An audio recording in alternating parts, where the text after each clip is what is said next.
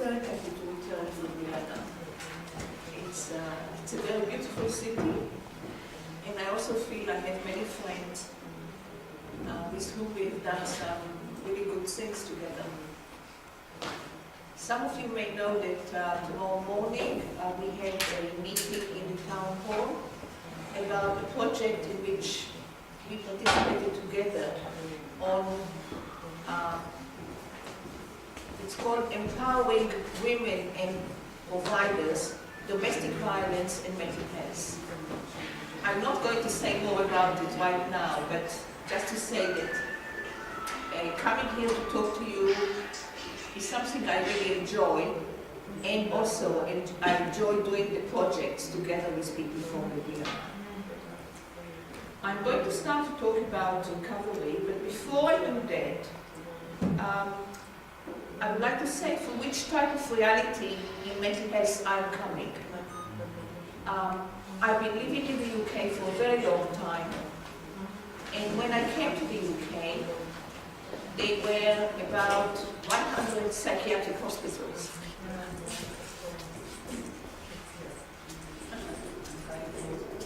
You're coming closer. Good. Today, there are 20 psychiatric hospitals. So there's been a huge reduction in the number of psychiatric hospitals. It doesn't mean that people who have a mental health crisis, if they cannot stay at home for various reasons, that there isn't going to be a place for them in a bed, but that there are different types of beds. So some of the beds are in a psychiatric department in the general hospital.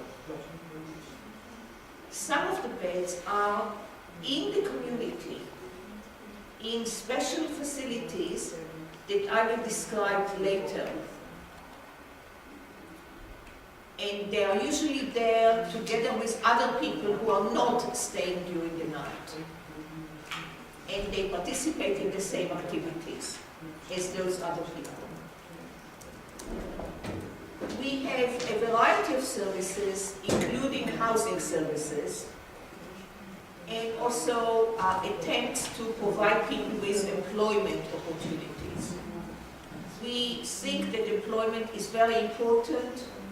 Also, people who are using mental health services tell us that they would like to work, not necessarily full-time, but they would like to do something meaningful and also something they will earn money.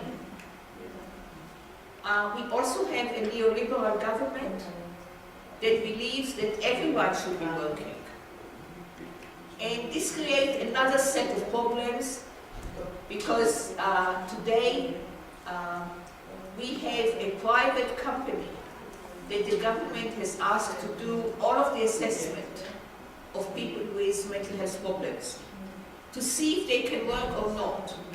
And if that company says they can work, they will stop their benefits if they are not going to work.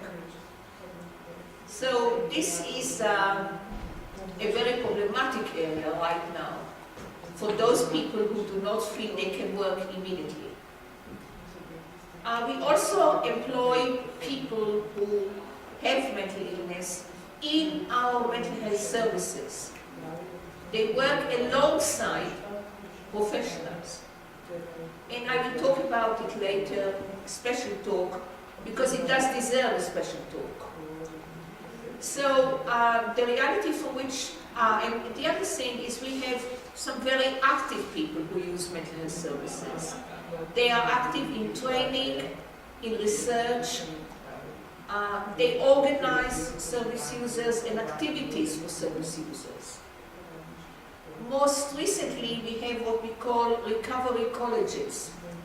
Recovery colleges are organizations within mental health services where there are short courses, a lot of short courses that people say they would like to have. And most of the teachers are service users. They are for both professional and service users, and for the public. So this is another interesting development where we recognize that what service users know is worthwhile listening to and is not covered by professional textbooks. So this is for where I'm coming. Having said all of that, we do have people who live in group homes. Sometimes they are good, sometimes they are bad. We have seen re-institutionalization or mini-institutionalization in the UK as well. So, you know, this is something that we have to think about, why this is happening, and to think also how we can prevent it from happening. Okay? So, the term recovery, I don't know how much you know about it. In the UK, but not only in the UK, but in the US, in New Zealand, in all of the English-speaking countries, but also in many European countries like Austria, Germany, Finland, the Netherlands, people speak about recovery. It's what we call a buzzword. Policymakers talk about it, clinicians, service users, family members that we call carers. This is seen as the ideal, the new ideal for mental health services. So what do we mean by the word recovery? Recover, from the dictionary, is regain, get back health, make good, recapture, recoup, redeem, repair, repossess, restore, retake, retrieve, win back, bounce back, feel oneself again, get back on one's feet, get well, heal, improve, revive. This is just from the dictionary. So many meanings are attached to this term. The classical definition of recovery that William Anthony wrote about in 1993, he's from Boston, and himself was a service user as well as a professional, a psychologist. For him, a person with mental illness can recover even though the illness is not cured. Recovery is a way of living a satisfying, hopeful and contributing life, even with the limitation caused by the illness. Recovery involves the development of new meaning and purpose in one's life as one grows beyond the catastrophic effects of mental illness. This is an interesting definition because it actually challenges the logic of medicine. It basically says people can recover even though the symptoms of the illness may be there, even though we have not cured them of illness. So recovery is not about cure, it's sometimes about care, but it's about how to live better. Maybe with the illness, with some symptoms. So it really is saying that the medical definition of illness and recovery are not the definition we find useful to follow. I would want to say a lot more about what is meant by the catastrophic effects of mental illness in a minute. Mental illness, we usually talk about psychosis when we talk about recovery. Schizophrenia and bipolar, which affect only 3 people out of 1,000. This may seem to you a very small number, but the investment that we have to provide people with this type of illness is very heavy in terms of time, commitment, professional time, family time, and of course the person themselves who are undergoing quite a lot of suffering. Patricia Deegan, have you heard the name Patricia Deegan? Patricia Deegan is someone with schizophrenia. She still takes medication. She is also a clinical psychologist. She is an activist in the United States. She has written a lot and has spoken a lot about what it means to be in recovery, which she sees as a personal journey. Recovery is about the process. It's not about getting there and to something definite. It's about moving away from the illness, from being just with the experience of the illness, to having other experiences in life. I will come back to Patricia Deegan later. Lieberman and Koponovich, who are psychiatrists, say that recovery is both a process and an outcome. Again, there are different stages in the recovery process, and therefore different outcomes may or may not happen. Larry Davidson, who runs the Yale University Recovery Center, again, someone who has been a service user, as well as being both a psychologist and a psychiatrist, speaks about recovery as being the process of living well with the illness and living beyond the illness. What does it mean to live well with the illness?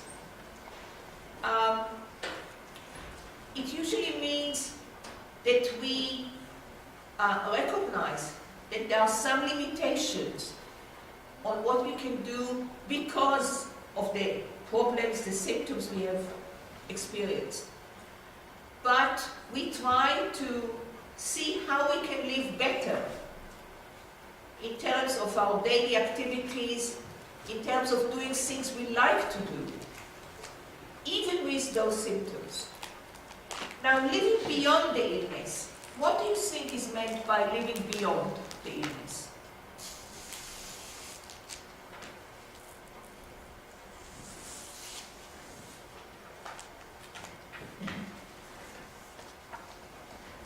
Any suggestion? It's not a test. You don't have to come with the right suggestion. Victor, I just asked, what does it mean to live beyond the illness?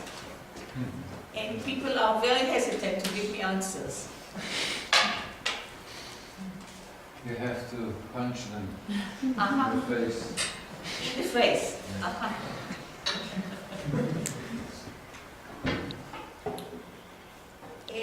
This is something we will come back to, but living beyond the illness is starting to engage in networking, in activities that have got nothing to do with the illness.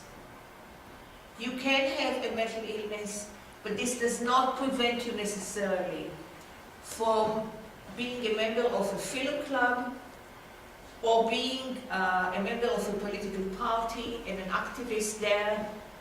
You know, there are many other options. So it's this distinction between learning to live with whatever symptom one might have still, but also not only living the life of a chronically mentally ill person. As I said, we'll come back to it. Rapper and Perkins. Rapper and Perkins are two English women, both of whom, again, have been service users of mental health services, who are now professionals. Julie Recker is a reader in mental health nursing in Nottingham University, and Rachel Perkins has been a clinical director of the trust in which she worked. She's a clinical psychologist who has now retired and seemed to be working more than ever before. Rachel in particular speaks a lot about when she was ill, when she is ill. She has bipolar, i.e. manic depression, and about 2-3 months a year, she is not around. She is in the ill state. for 9 months a year. She's very much with us, doing a lot of things, including working with other professionals. So they wrote the first English book on recovery. And what they said in 2003, which is 10 years ago, that recovery is an individualized way of living with a mental illness which is beyond deficits and symptoms towards enhanced social inclusion. So this is really more about how people who have experienced mental illness live together with others in a way that is not stigmatizing them, in a way that they are accepted for what they are. A lot of focus on the individualized way, because all of the writers recognize that the recovery journey is not the same for two people. It has to be individualized. This has implications for services, because it means we cannot offer the same package to all sorts of people. We really have to take their individuality into account. How we do that is also something we need to pay attention to. So, the word recovery is well known and has been in use in many ways, but it's quite important to remember what it is not about. Recovery is not about going back, even though the word itself, to recover, is something about to capture something that was there before, the literary meaning of recovery. I don't know if it's the same as to read. Does it have the same meaning? Vito? Andrea? No, it doesn't. But the word recovery is in English is really about to recover something that was lost. So in mental health, it's certainly not about going back. It's about moving on. It's not about convalescence. Convalescence is when people have a long-term illness or they're after an operation. They have to recoup. This is not what recovery is about. This is the word that we use to translate recovery. This is the word. Yeah. Convalescence. It's in Slovene. Yeah. It's definitely not the right meaning in terms of what recovery means in mental health, in its new meaning. Repossession, retrieval, recuperation, or cure. So recovery, in the way we are using now, in the new meaning that has been developed initially by American service users, the new meaning doesn't come from the professionals, so they quite often take it up and treat it as though that it's their meaning, is really about leading a different life.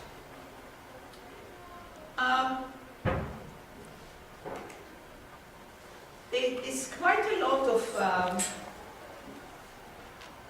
studies about the longitudinal life of people who have experienced mental illness. And I have a lot of this data, which I may look at later. But I want to mention Harrison. Harrison was responsible for a very large-scale international research. And he's a psychiatrist, professor of psychiatry at Bristol, very cautious. Not someone, who is given to flamboyant definitions. But he had to say at the end of his study that recovery equates with a favorable outcome for a significant number of patients experiencing episodic disorder. And he sees the finding of the study conducted as relieving patient carers and clinicians of the chronicity paradigm, which dominated thinking throughout much of the 20th century. This is a very important point. We have all learned, all of the textbooks teach us, if somebody has experienced schizophrenia or bipolar disorder or personality disorder, they will stay for life as people with this experience and will stay for life needing medication, quite a lot of medication, and will stay for life in a chronic state, i.e. unable to do other things that ordinary people are doing. The studies show, one study after another, that there is no justification for this conclusion. That the textbooks that continue to use those terms are basically not telling us the truth. They're not necessarily lying in the sense that there are no examples of people who today too lead a chronic life. But they are incorrect, because we know that many people can lead a reasonable life even if they had experienced schizophrenia before. So, it's the move from the chronicity which is the key issue here. And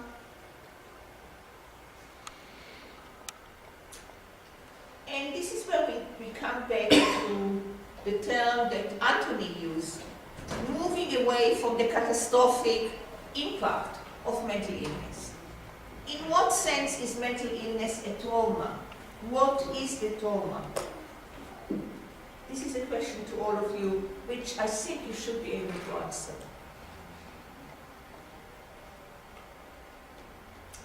Will it make it easier for you if you discuss it in pairs and then come back to me? Okay? So please discuss with the person sitting next to you for the next 5 minutes what is the traumatic aspect of the experience of having a mental illness like schizophrenia, like manic depression, or personality disorder. And be ready to feed back to the group. Please. That you are dangerous or incapable for a job, and the loss of free will, like forced institutionalization or taking drugs that you don't want. So it's mainly what you are describing, the trauma is how other people see you. Yes. And the impact of that on your own image? Yes. I see, And okay. the loss of free will. Yeah. So people are afraid of you, take pity on you, Yes. or all of that mixture. Yes. Yeah. Any comments from this side, please? Yeah.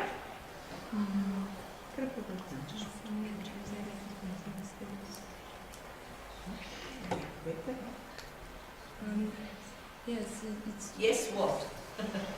I agree. You are stigmatized, isolated. I can't hear you.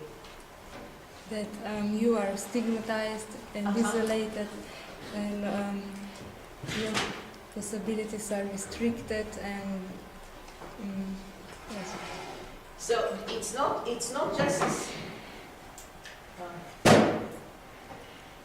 just a stigma, but it's also that the person feels that they can do much less than they could in the past. Yes. Yeah. Any other elements? Loss of rights.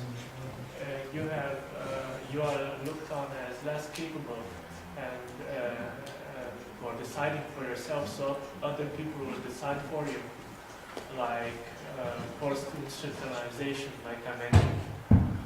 So in the state of crisis, the professionals, the society may take away from you the right to decide for yourself. Yes.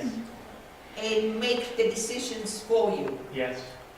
And usually they may coerce you to do things that you don't want to do. Yes. Yeah. So, this is an attempt to summarize the type of trauma, and much more from the person perspective. So it's about loss of confidence in what and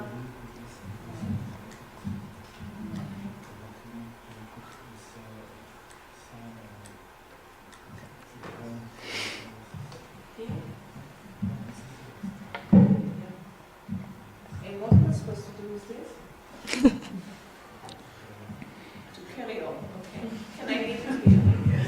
Good, thank you. So it's firstly the loss of confidence in what people took for granted about their lives, about themselves, up to the point where they have been defined as having a mental illness. The loss of secure self-identity, of social role, even in one's own judgment. If I start to hear voices or to have hallucinations, this means that I'm becoming quite unsure. I know that the voices are real for me, but other people tell me that they are not real. So I'm not sure whether my judgment is correct or not. Quite often it's difficult to concentrate. Some of it is because of the symptoms, but some of it is because of this, what we call side effects or adverse effect of medication. But the net result of both aspects is difficulties to concentrate compared to what the person could before. A lot of loss of skills and opportunities for a valued social place, because we are taken out of the ordinary environment in which we exercise those skills. So quite a lot of losses. And therefore it's very easy to believe if this is what I have experienced, this is going to stay like that for a very long time. So the chronicity is very tempting to believe in.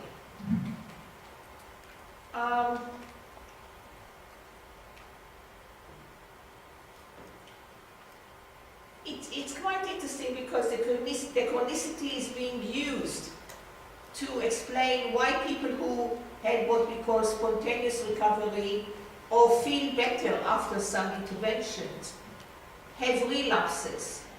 And the explanation is the chronicity is there, it will be always there. Instead of trying to think what needs to be there for successful intervention that will stay for a long time. Okay.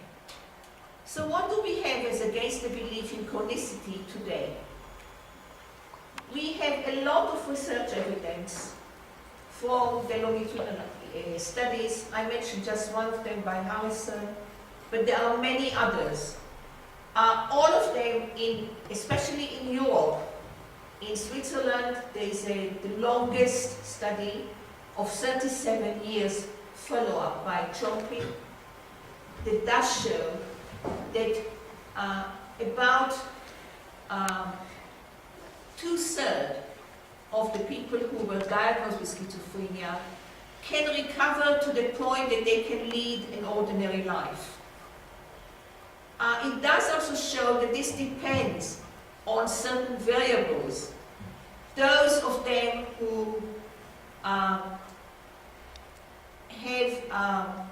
a safer environment in terms of social connections, who have a supportive family or friends, have a much better chance to recover than those who do not, with other things being equal.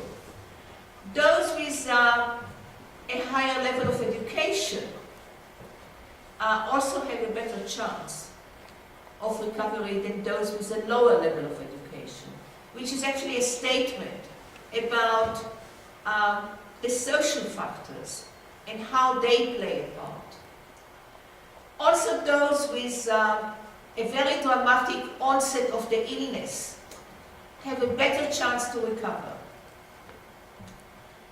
because the assumption is that the illness wasn't there for a very long time, sort of in a dormant way. And therefore it's easier to get out of it. We also have a lot of evidence from narrative research. Narrative research is where we collect stories from people about their lives. And there's some interesting research about that. And people are able to say, at some point, I started to feel better. I started to feel that some people are interested in me, that some people believe in me. So it's again this combination of me and the world that allows people to start to consider that they can recover. There are quite a number of individual success stories. I mentioned some of them. Pat Deegan is one example. I did send you a link to a video, but I don't think we can show the video with Pat Deegan. It's a very short one, in which she says she was hospitalized when she was 16 and diagnosed with schizophrenia. And she says, I was there feeling that the psychiatrist thinks that I'm going to stay there for life. And I took a vow for myself that I am not going to stay there. But I knew that I can't tell the psychiatrist, because if he will know, he will not allow me to go. So I had to pretend to do what they want me to do in order to get out. And then she described, gradually how she found a way to study psychology and so on. But she is still on medication. She does hospitalize herself from time to time when she's in crisis. But she says the difference is phenomenal because she is making the decision. Because she is the expert in terms of what is good for her. And she has been able to be a lecturer, a researcher, an activist, even though she continues from time to time to have the experience of schizophrenia. Another one of my favorite examples is Ron Coleman. Ron Coleman is an Englishman with 7 diagnoses: schizophrenia, manic depression, personality disorder, depression, a different type of personality disorder. Ron Coleman is a successful publisher of books on mental health. He's a very successful international trainer. He published a long time ago a book called From Victim to Victor, in which he describes how, together with the nurse who was working with him, they together built a scheme on how he could start to talk about the traumatic part of his life and gradually to think together, okay, so what else can I do with my life? Do I want to stay a chronic patient? Do I want to do something else? So Ron Coleman is another example, as is Rachel Perkins. There are many, many such examples from whom we can learn quite a lot. The strengths and resilience approaches. I hope we will get the strengths approach. The strengths approach basically is arguing all of us have strengths and weaknesses, including people who have mental illness and people who do not. And therefore, the way to recovery is to focus on those strengths, how to develop the strengths which are there in potential, and how to work with them towards success. Because what we know from life is when we are successful in one specific small area, this motivates us to do something else, to stretch ourselves further, towards another success and another development of potential. And the application of the strengths approach to recovery in mental health is a key way of working, of moving away from focusing only on the weaknesses or the deficit of the person. I hope we will do that because I've got several examples of what does it mean to actually do the strengths assessment and work. The social model of disability, this has been developed from the field of physical disability by people who are themselves disabled. But the fact that somebody has a physical disability means nothing in terms of their mental ability or social ability. And those people developed a theory with a lot of evidence that people with disabilities are left behind in society only because other people in society want them not to be part of society. So the barrier, which sometimes are physical barriers like a physical disability, that somebody, say in London, if you are in a wheelchair, you cannot enter the London Underground. So, you know, you are really deprived of a major means of transportation. Quite a number of buses, it's not easy to enter. But these are really the very visible barriers. The other barriers are the barriers you have mentioned before. The stigma.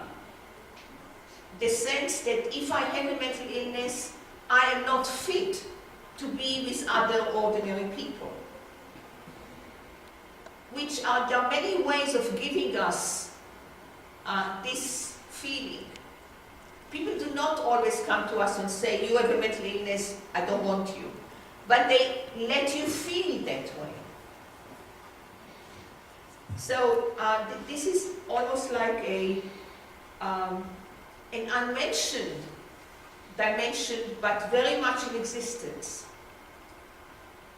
which we need to realize and also think, how do we change the stigma? And there are some very interesting examples today, how we can start to change stigma, and which are the groups that are easier to change than others. Can you guess, by the way, which would be the group whose stigma towards people with mental illness, it would be easy, relatively easy to change, and the group it will be most difficult to change? Young people. Pardon? Young people. Yeah. Yes. Young people are more open to new possibilities and are more open to see people who are not exactly like the rest, not only in a negative light, but they are ready to see, is there something interesting about them? Are they creative in a different way? And therefore they don't come so quickly to the conclusion that these are people I don't want to associate with. But at the same time, we know children actually can be very conforming and stigmatizing. Not just by mental illness, by color, by all sorts of things. By the color of hair, actually. As simple as that. Which is the group most difficult to change in terms of stigma?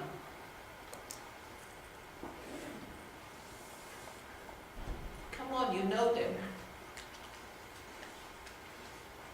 They're professionals. I'm talking about, we are at the end of a 5-year big study in the UK it's called Time to Change. And it's about stigma reduction. And they tried many different techniques and worked with many different groups.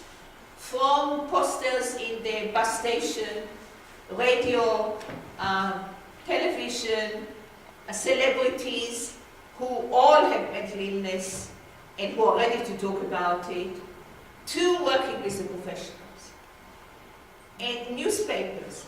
And they are able to show, after the 5 years, that there are many more positive items on people with mental illness in the media, in television, in newspapers, in the radio, but not fewer negatives, more positive, but the number of negative remains static. But at the same time, the group that has least changed are the professionals of mental illness. So this is something that requires thought. I don't want to come to the solution right now, but to leave it as an open issue. But this is very important to know that there are ways of reducing stigma. Stigma is there all the time, but because we are afraid of the mental illness within us, this is the reason for the stigma, the real reason. It can happen to me too. And therefore I don't want to be associated with anyone who is like that, because I will catch it from them.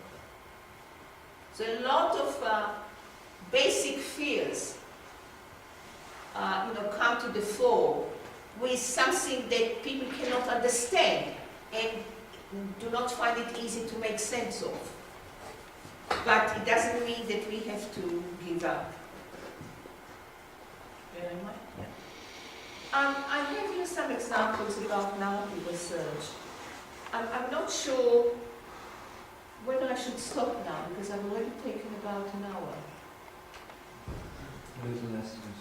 Pardon? A little less, but yeah. A little less. Okay, I just want to show you this narrative research, the success stories that I already mentioned, the strengths approach, social model, new services, some interesting services. The Haven, I want to talk about the Haven on its own, because I want to share it with other people. Yeah. I want to say something before I finish this section about the critique on the concept of recovery and working in a recovery-oriented way. People are saying there's still poor evidence. It's unproven that this new way of working and living can be successful. I think my answer to that is actually we have a lot more evidence on recovery in terms of the longitudinal studies and actual intervention without a longitudinal dimension than we had about medication. We actually have more evidence because we have a very rich type of evidence of looking at people in different regimes of hospitals and living in the community and comparing themselves to themselves as they were many years ago, but also of populations. And the results are all the time the same. Those regimes that foster recovery-oriented ways, more people are moving into recovery. And if the textbook used to tell us that, say with schizophrenia, a third recovers, a third remains forever in the chronic state, and a third moves between the chronic and the recovery. What we find now is 2/3 move to recovery if you use a recovery-oriented intervention. The risk to others. As you know, I've just said it, people are afraid of people with mental illness. The media quite often does foster this fear in the way it presents people with mental illness. But at the same time, there are sections of the media that are doing exactly the opposite. In this project, The Time to Change, they use celebrities, people who are all the time in the public eye, who have experienced long-term mental illness to talk about how have they been able to continue to be creative, to be media stars, even though they have a mental illness.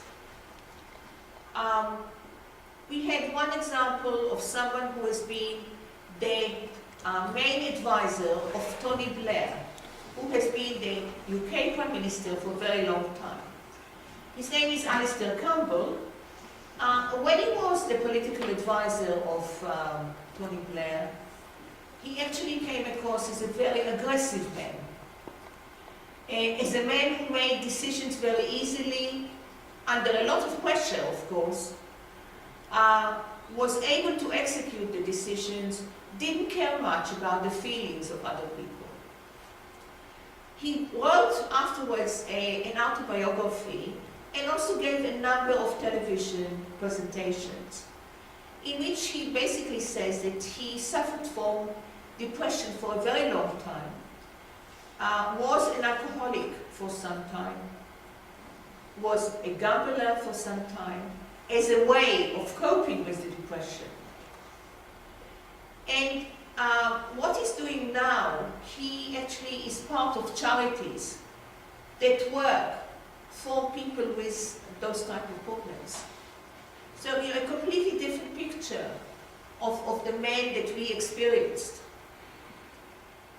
While at the same time, quite a lot of the media, when they write about particular people who have been identified as mentally ill, who are not celebrities, they write to them either with pity or with condemnation that they are dangerous and they should be locked up and all of that. They also try to claim that people who have mental illness kill more people than the rest of the population. In terms of the UK, this is just untrue. We have about 600 murders a year.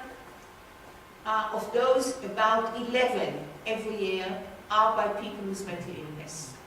The rest, 589, are carried out by people who are judged to be sane and not mentally ill.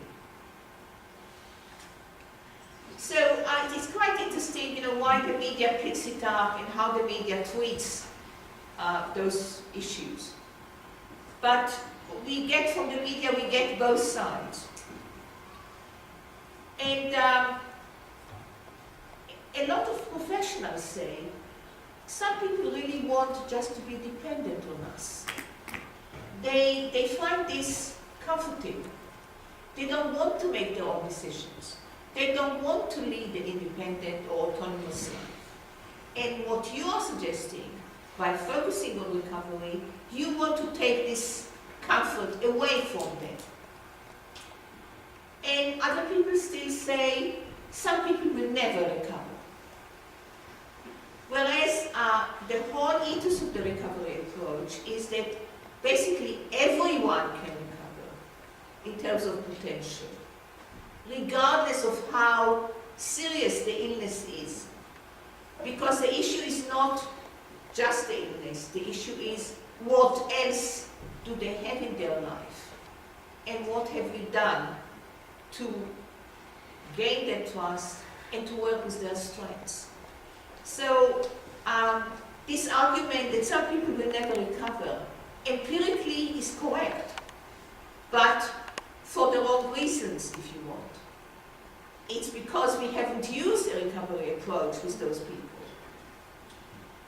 And other professionals would say to us when we come and talk about recovery, oh, I've been doing it all the time.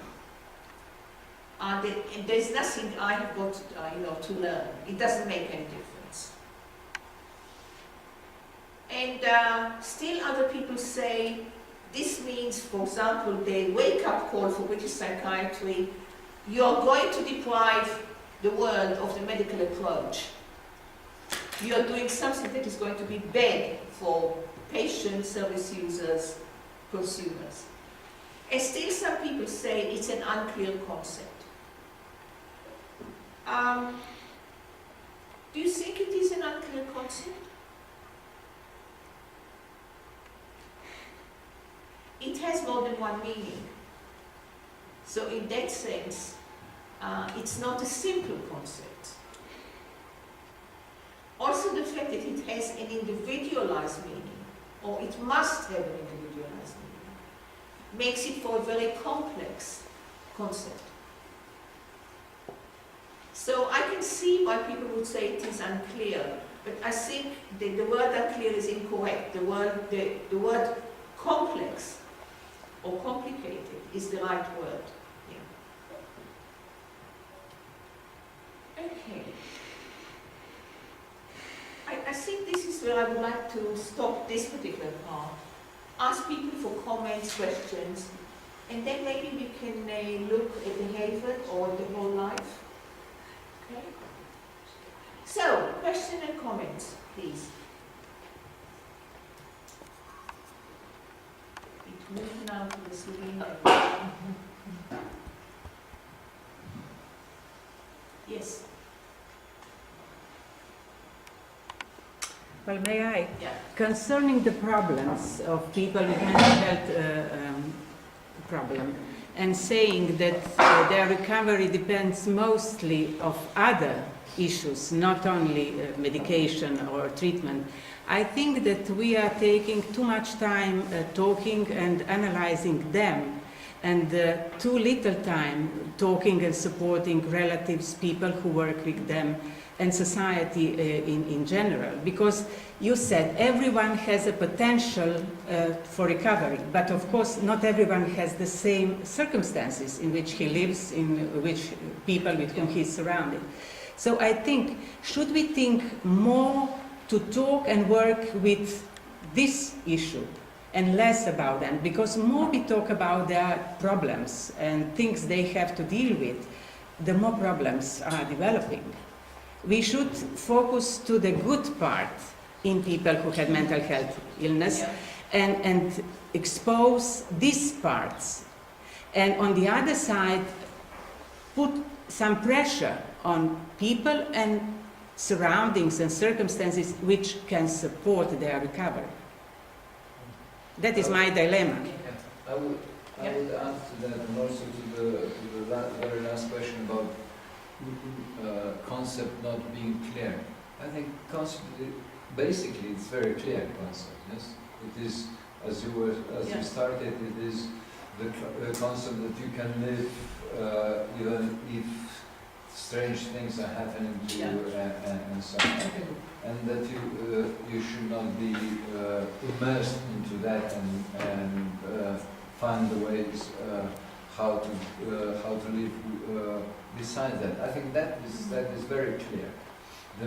The unclear, the term might be unclear, but that is with many terms, and the implications are not very clear.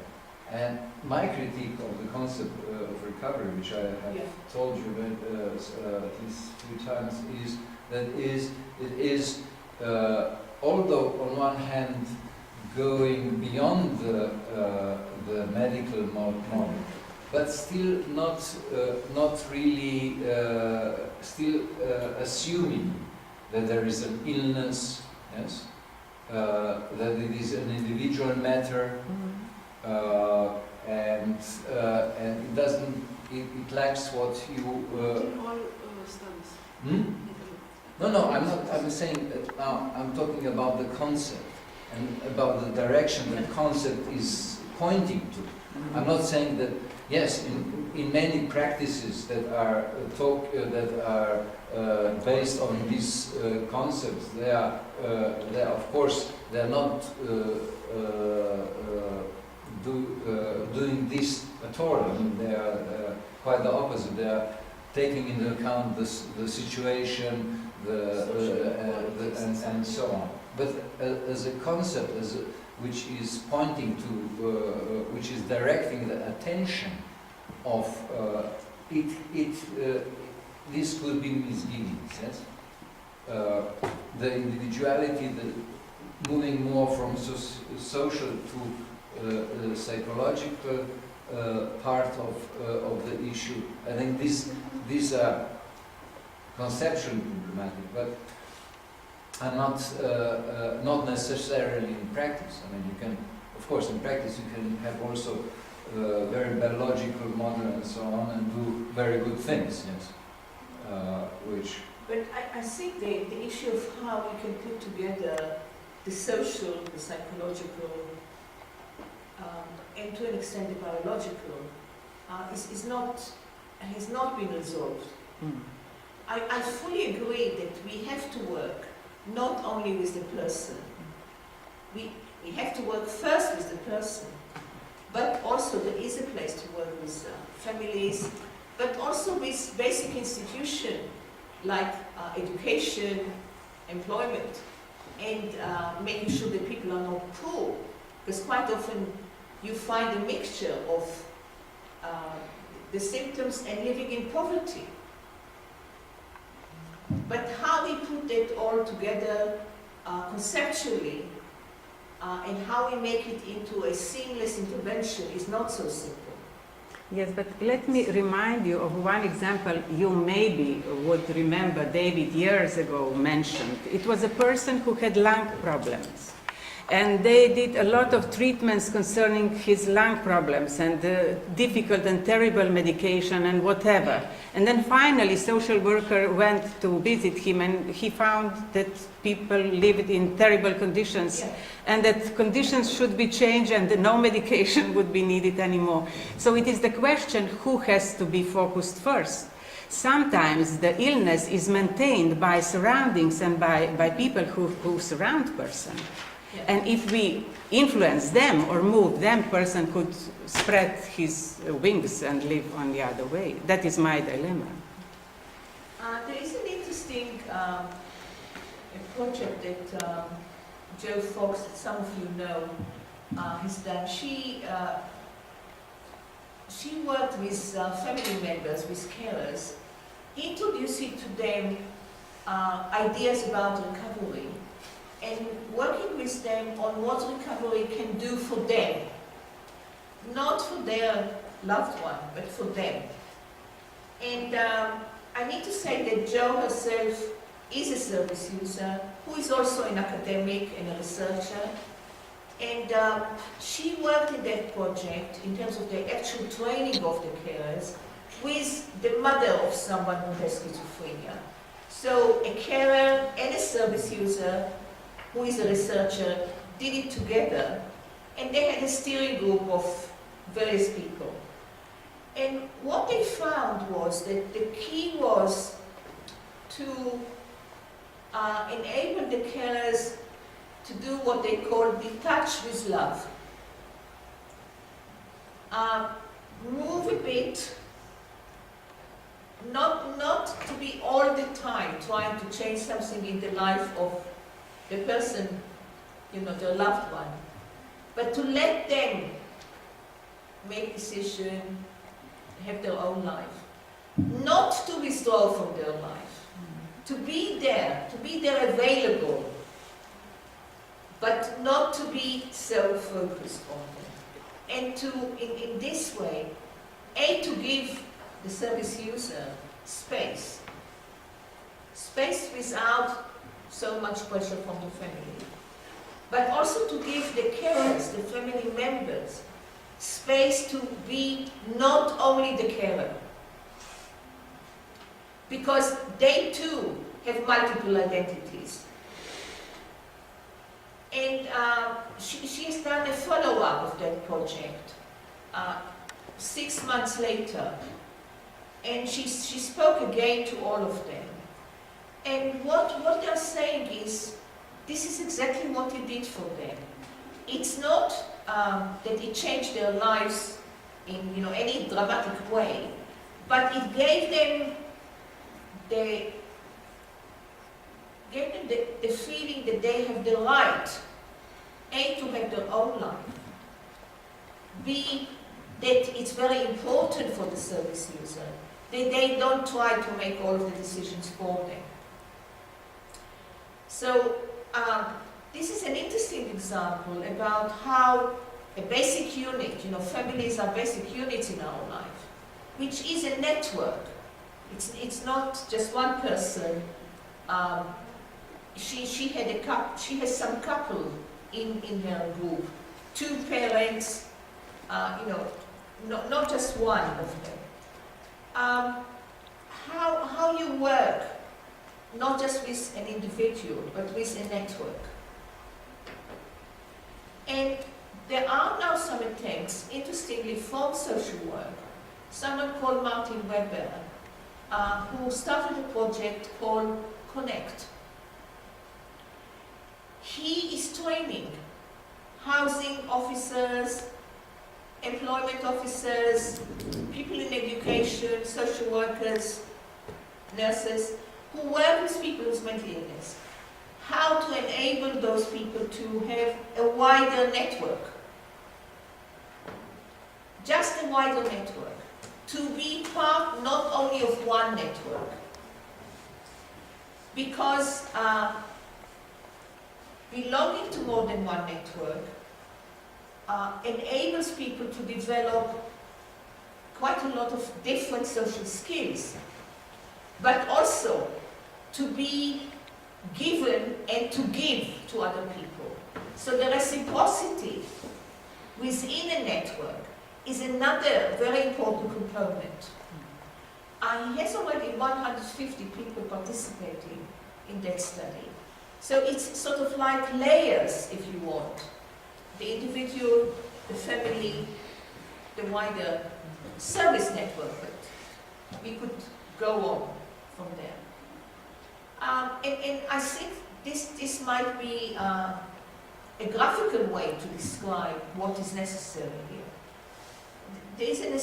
Because of the complexity, there is a necessity of different circles interacting.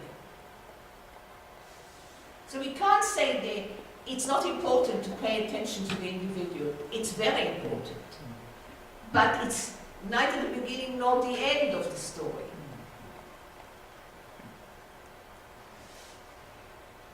Yes? What I would suggest maybe now, as a transition to the break and to the next topic, maybe also to have some discussion, maybe also like we did earlier on in pairs or small groups, about how this concept, I mean, definitely this concept is important to think about the services in a different way, especially from the traditional way.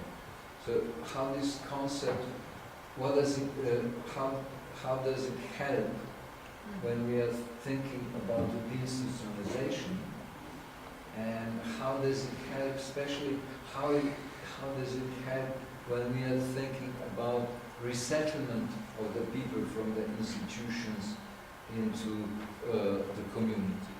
So how can we use this not only as a different way of looking and explaining, but also how can we use it practically in these persons? I wonder whether it might be perhaps more useful to start from the haven and the whole life, because they are examples. They are not about straightforward deinstitutionalization, but they are about different ways that incorporate the recovery approach, trying to put them into practice. This is precisely why I wanted to discuss this now. You want to discuss it first? Okay, fine. Because it will help us be more attentive in listening. Okay. So you want the discussion or you want a break now? You decide. A short discussion and then a break. Okay. How are we going to conduct the discussion?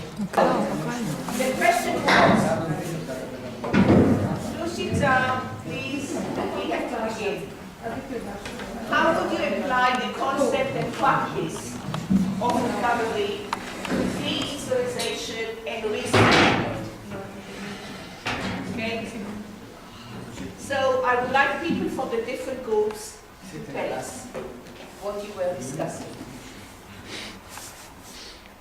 I require summarizing. Yeah.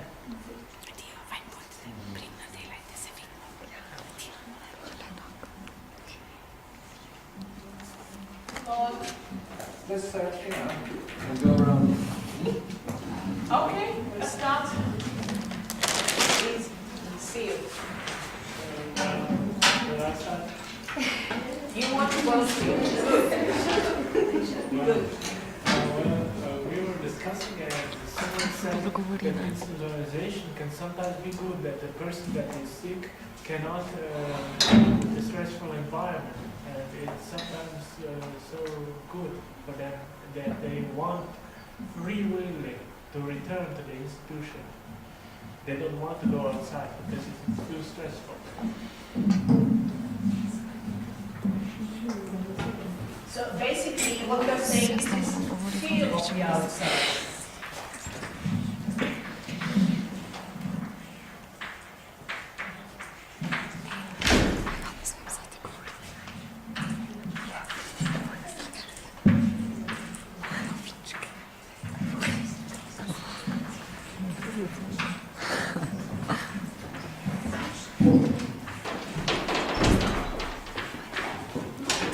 So they would say that the reason why they want to stay in the institution is that they are afraid that going back will be worse. Yes. Okay. So what was the answer to this statement? How would you handle it if you would work with someone who would tell you that?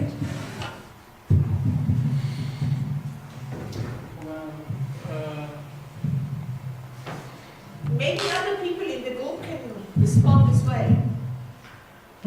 We are talking especially about the experience in institution in Dornavan.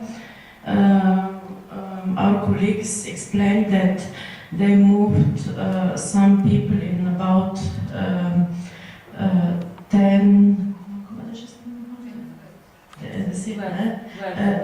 12 units, individual units, and some they stayed in the institutions. And so we are discussing about the experience of that who were moved, how old they are, how they are including in the work occupation, and those who return back. And our colleagues, they said that some people they didn't want to stay in outside the institution. Because?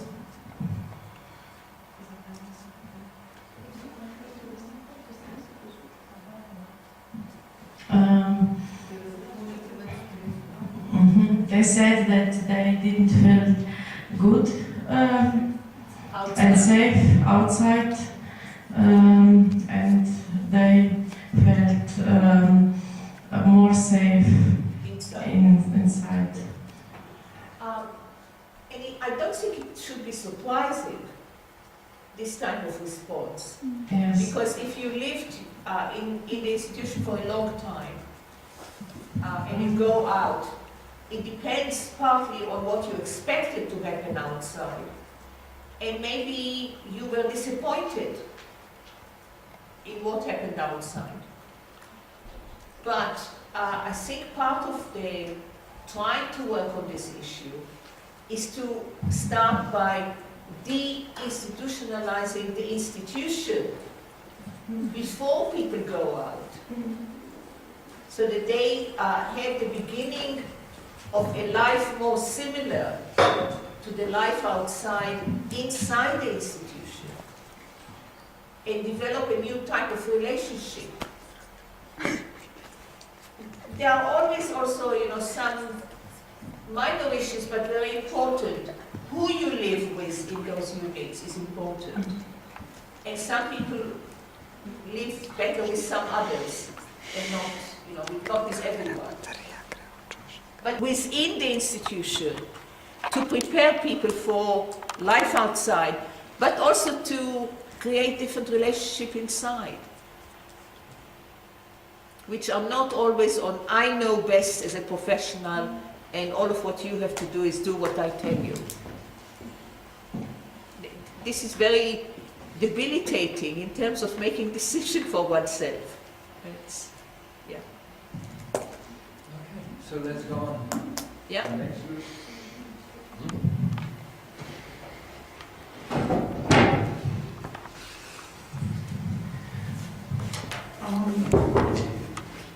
We're thinking about the roles that we're playing, and that men who should be moved from the institution should include different roles in the community. That should be helpful, and also that you said that the approach should be individualistic, and that we should be kako jim tremo, da pač preko vseh paketov storitev bi zagotovili ta individualističen pristop, ki je v tem konceptu izpostavljen. Tako. And that the individualistic approach could be provided by the personal care packages. Yes. But there are different stages here. There is the stage of working with people on identifying what they would like to do when they move out. But also recognizing that the move itself is always going to be with pluses and minuses. It's never going to be only pluses. It's very difficult to move from a place where you were for a long time, where everything was decided by other people, to a place where you have to look a bit after yourself. So the care package can be helpful in identifying what you want to do, help to take the first steps. But then you have maybe to reassess it when the people are outside.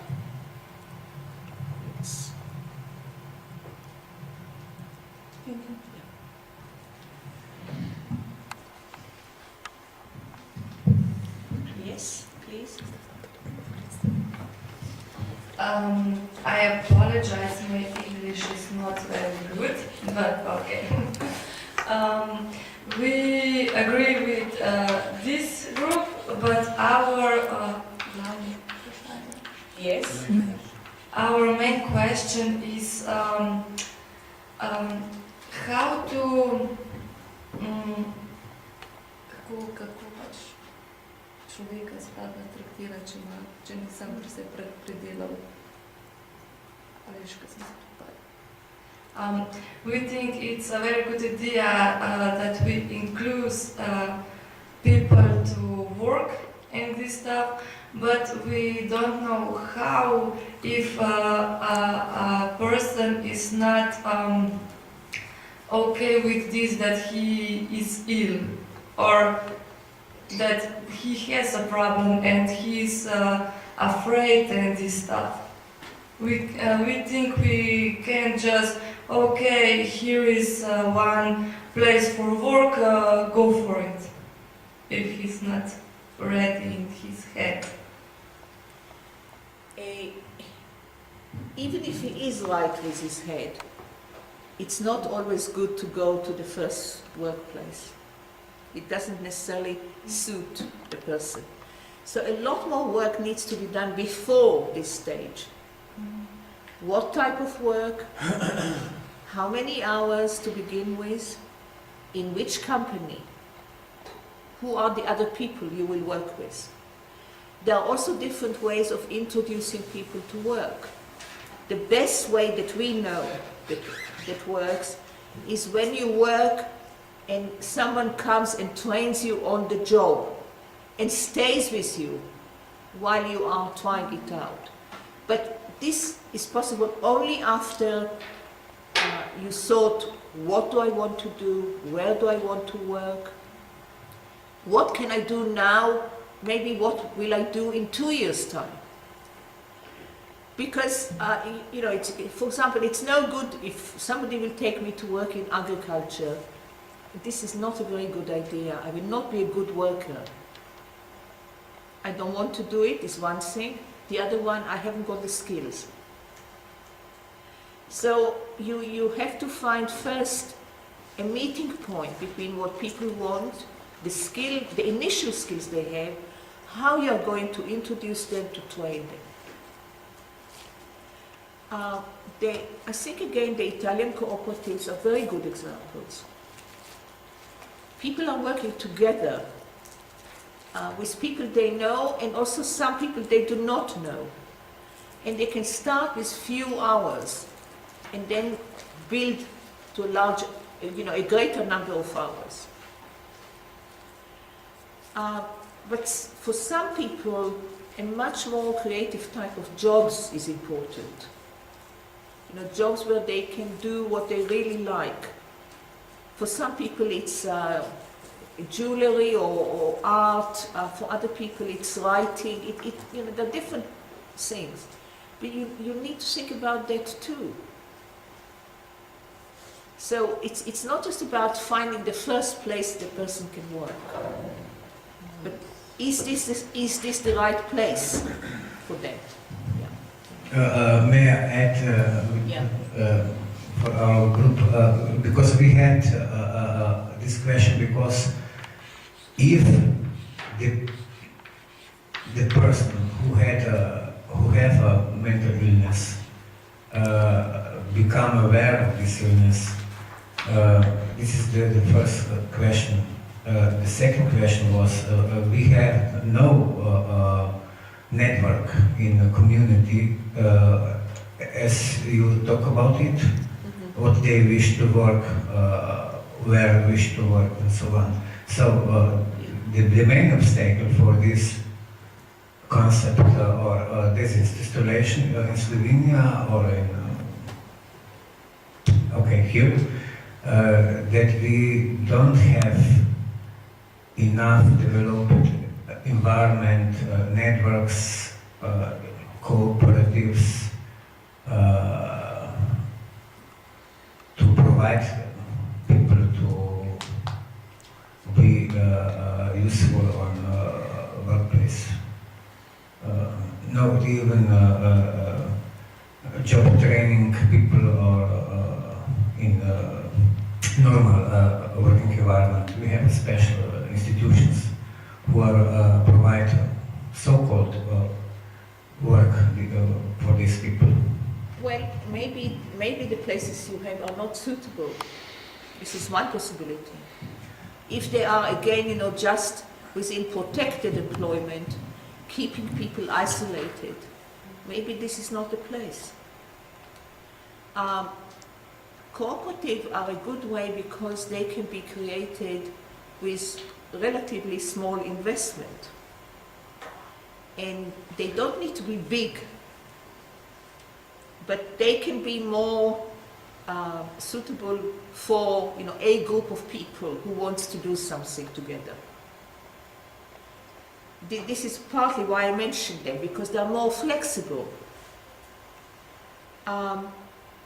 I did see the restaurant, by the way, that you have not far from, in the old town for people with learning disabilities. This is a nice example of how you can do something that is certainly socially valued, where different people can have different roles. In a restaurant, there isn't just one thing to do. And you can train people to take on more demanding type of jobs as they get used to the environment. In the UK, we have a number of people who are very famous as chefs who do that. They create special places where they train either young people or unemployed or people with mental illness or learning disabilities. There are many different ways to do it. So you need to be creative. I'm not saying it's always easy, but maybe to be creative is not just better, but easier than to go to the old environments. And I think it's as part of the decentralization package, there should be place for some new initiatives. I don't know if there is, but Peter. We are planning. Yeah, Yes, of course. It should be.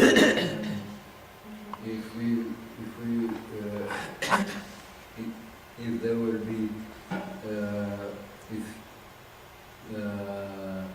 good audience for our plans, there should be plenty of those. Yeah. Yes. I mean, one initiative again that I saw in Italy, in a place that used to be a psychiatric hospital, they were using it as a horse riding school. There was a lot of space. So they had a few horses.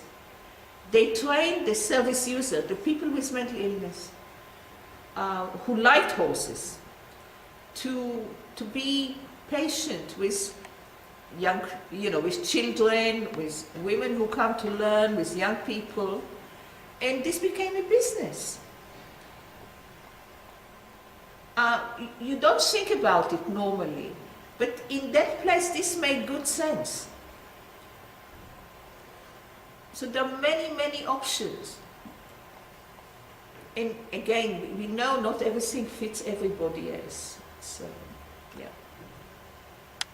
But I think to try and do something together, and maybe you can get some people in the community who are interested as well, is a way forward, and not just to take whatever exists. This is an opportunity to do something different, for good reasons. Yeah, I agree. We need a creative approach, but we still have the same problem with the legislative. It's problem, for example, this restaurant, they need to work according to the market, it's not part of, it's not cooperative, but a part of the institution, and we make a lot of this kind of new workplaces in the past. For example, you can see now still, I think it's now 7 or 8 years from the beginning, 5 people who work on in the big shop Bauhaus. They working on the garden department, so but they have no status, they are working for, I don't know, 100 to 150 euros per month, and they have no status. They are still people, individuals with mental, with intellectual disability. So this is what I'm talking about, special examples which are cannot be developed enough because of legislative. And this is the one of the also main part of this project of deinstitutionalization, to foster decision people to make changes and to include users in this process.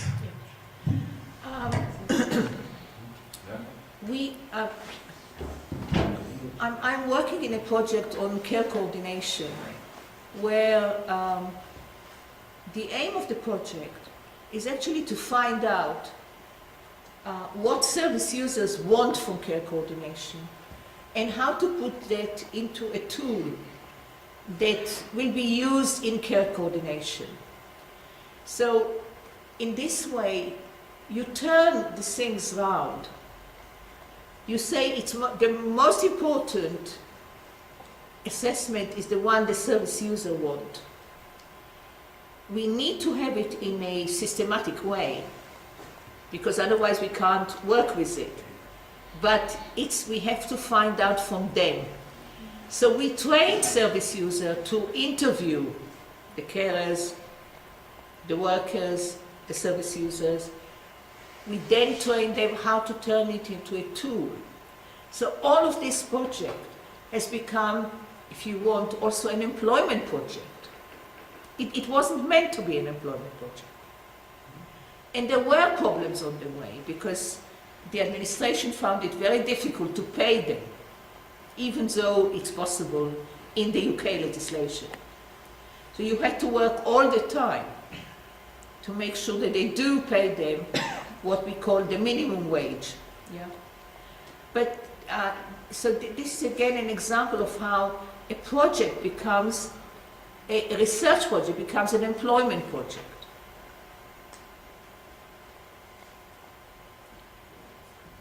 So of course it's not always simple, but you have to stick with it. Anybody from there? Yeah, Victor? Or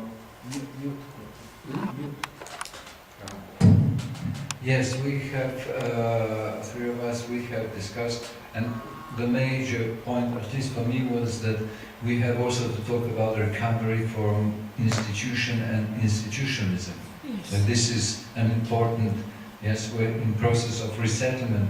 The concept of recovery from the crisis or so is not so important, but it is important to point out that people have to recover from what was happening to them from the long run and get rid of. And the previous discussions, they were very much about the details about this process. Maybe questions for you, because when we discussed, I just discovered actually that I never read anything connecting recovery with the institutionalization. Usually it's somehow assumed that this is already done, that people are living in the community and they need to move on somehow. And do you know any studies, literature or anything? Yeah. Yes, this a study that has become very famous, carried out by Courtney Harding in the United States. She's written extensively about that. What she did, she compared two psychiatric hospitals, very similar in population, background, etc. And one of them was just continuing the usual. They were giving medication, going to protected workshops, etc. The other one did use what was called then rehabilitation. We are talking about the 70s, the 80s, and in that second hospital, they were talking to people about what they would like to do, where they would like to do it. They didn't try to put them into, workshops that they decided what is good for them. And what she found was that the rate of recovery in that second hospital was much higher. And this was then translated to how many people left the institution and lived in the community. But what happened in that process is the workers too had to change the way they were working. It's never just the patient. I can give you that reference. She's written a lot about, she's the one who started this. She didn't start, but she made famous the longitudinal studies. Yeah.